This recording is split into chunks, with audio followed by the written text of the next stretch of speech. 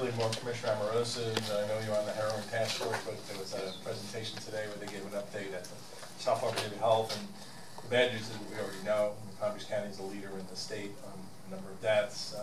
But the task force, Lindsay Kane, gave a good report how they're working together with the healthcare district, Southeast Florida Department of Health, PBSO. So they're optimistic that hopefully they'll start turning the tide. City Manager? Madam Mayor, thank you. Just a couple of things. It was mentioned about the presentation that staff made last night at the Perico Mango Grove. We're doing a presentation Thursday night to College Park, and the same crew will be there. I thought that the staff did real well, and the audience was very receptive at our last presentation. We did hear a lot of good questions. If anybody has any questions, I want to try to get people to go to our website, lakeworth.org. If you go on there, you will see a red banner to the left. Click on that and it brings up several items. It brings up an interactive map where you can click on any road section and it'll give you the estimated price to fix that road section.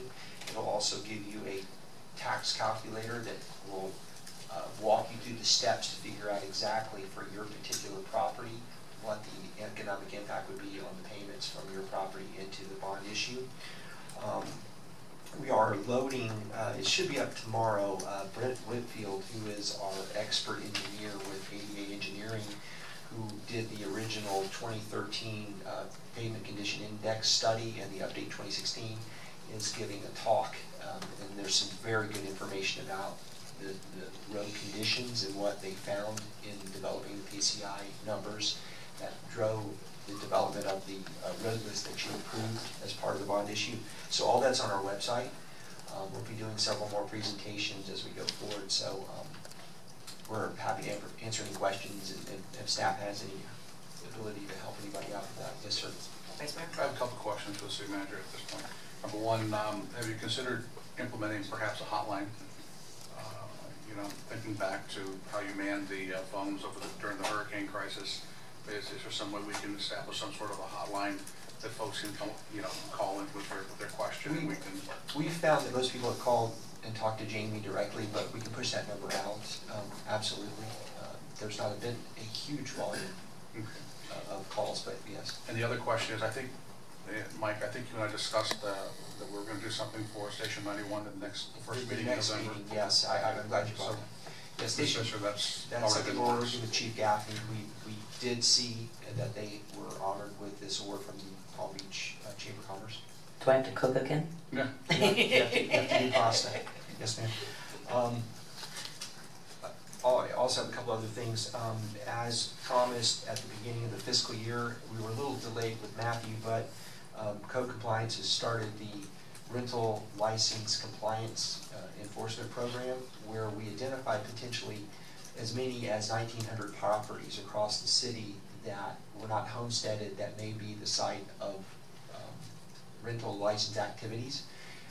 We're starting to go through that. I want to say staff is already making tremendous progress in the numbers. At this point, I know that they've gotten to almost 464 residential properties within the city and put them in the buckets of whether it required a license or not.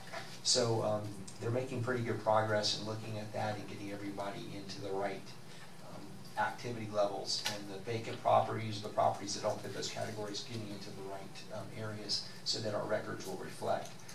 But if you'll recall, when we first started trying to reform the process with code enforcement, we had about a 20% compliance rate for rental licenses in the city, and there was a lot of activities in the city in that realm that probably weren't the best. We're up to, we think, about 50% compliance, so we still have a long ways to go. And it's important that these people renting these properties that in some cases they may not have full permits, they might have some health and safety issues. We'll make sure that these things are addressed properly. The deputies at the first of the year, I want to credit the Palm Beach County Sheriff's Office. They went ahead and got the deputies working. We have our deputies downtown in the core, which to the point about what the city is trying to do to get and catch up with some of the lawlessness that we see potentially around the heroin epidemic. The first thing that you did to address that was recognize it and say that we needed to up our game by hiring more deputies. Also the deputies at the beach and Bryant Park and that whole core. I think you're seeing a real difference in some of those areas by having that police presence, and so we'll report back on that, but that's a big credit to the Sheriff's Office going ahead and moving forward and getting those deputies working. The solar array, if you haven't heard about the solar array yet, the city, through the performance contracting, is installing 2 megawatts of solar panels on the old closed landfill on the south end. And kudos to the mayor and commission for taking the step of taking an environmental scar that historically was present in the city, not used, and now making it a clean, renewable energy source for the diversification of the energy and electrons that we use domestically here in the city. That's not greenwashing, that's serious action and doing something good for the environment. And we were going to have a ribbon cutting, which unfortunately Matthew had a different idea. So I just want to let everybody know that we will be rescheduling a dedication probably later in the year, given all the things happening. And it may be closer to December, but we will do something to recognize and let everybody see what's going on there, that it's a pretty incredible facility. And it's right here in Little Old Lake Worth. And to Matthew, I thank you for your comments. I want to thank everybody in the community for prepping, for taking it seriously, and for the nice things that they have said about staff, about the electric utility. We're really attempting to do a better job. We're upping our game in so many ways across the organization. I have a group of managers and employees that really care about this city and customer service. We're not where we need to be. We have improvements. We admit that. We're much better than we were, and we're working hard to do better. So it's nice to be recognized for the efforts that's coming out of Matthew, and it's really an honor and privilege to work for you and with this city. And I think all the staff feel the same way, and kudos to my staff. They make the difference, and every one of them, I appreciate them greatly. So hats off to them for doing a good job. Motion is adjourned. So, Yeah, I had a couple comments about my over here. Thank you, City Manager, for the report. A couple of things with that. I too think it's a good idea to share the thought of Commissioner Maxwell that some way for residents to get more information regarding the road bond and the road thing.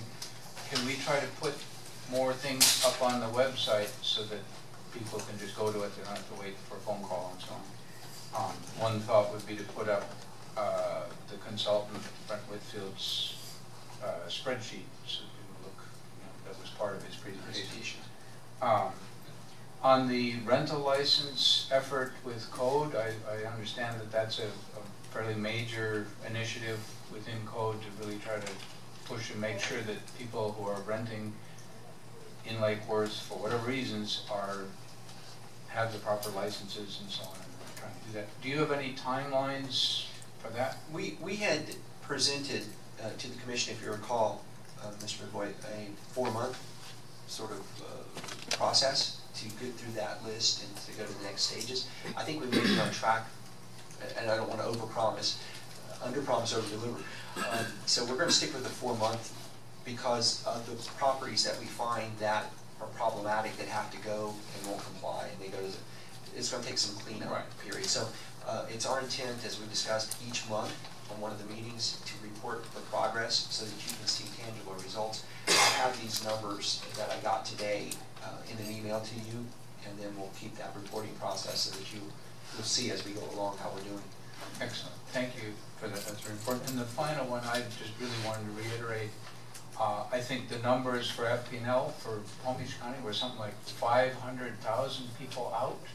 And we were... I don't know if that's true, but it sounds good. It sounds good. I read it in the paper. 1 million. It's got to be true. Well, I don't think that was just Palm Beach County. We don't want to beat out FPL too much, but we had 650 Spread the briefly, word. 1 million. and 200 for a little bit longer.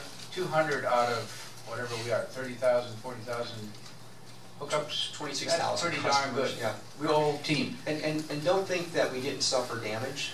We had probably, I want to say, 11 cracked holes. But the team was out there while it was out going. there. They did a great job. So, yeah, hats off. Hats off, everyone.